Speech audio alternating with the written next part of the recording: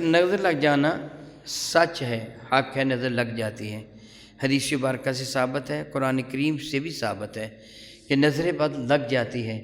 اس کے دفیہ کے لیے بہترین چیز ہے کہ جس کو نظر بد لگی ہو، ویسے تو میرے کریم آقا رسول عربی شفیع معظم رحمۃ اللہ علیہ کے ایک صحابی تھے حضرت حنیف، ان کو کسی نے نظر بد لگا دی تھی، بعض روایتوں میں سہل بن حنیف ان کا نام ہے۔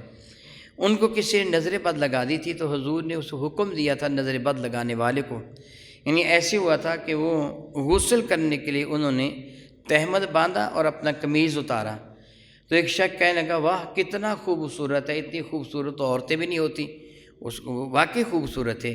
اس کا یہ جملہ کہنا تھا، کوئی نیچے گر گئے اور تڑپنے لگے۔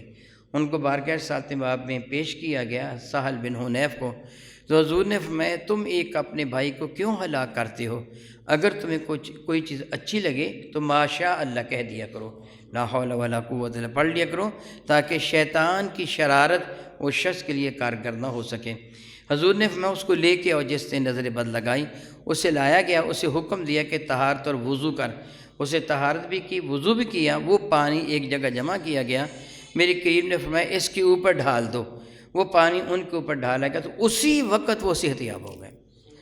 لیکن ایسا ہر شخص کے لیے ممکن نہیں ہے، اس لیے فرمایا جاتا ہے کہ سورۃ الحمد ایک مرتبہ، آیت الکرسی ایک مرتبہ اور سورہ فلق والناس ایک مرتبہ پڑھ کر اس کو دم کر دیں، انشاءاللہ تعالی نظر بد کا اثر دور ہو جائے گا۔ مزید ویڈیوز اور اپڈیٹس کے لیے ہمارا یوٹیوب چینل 787 STV سبسکرائب کریں اور بیل آئیکن پر بھی کلک کریں۔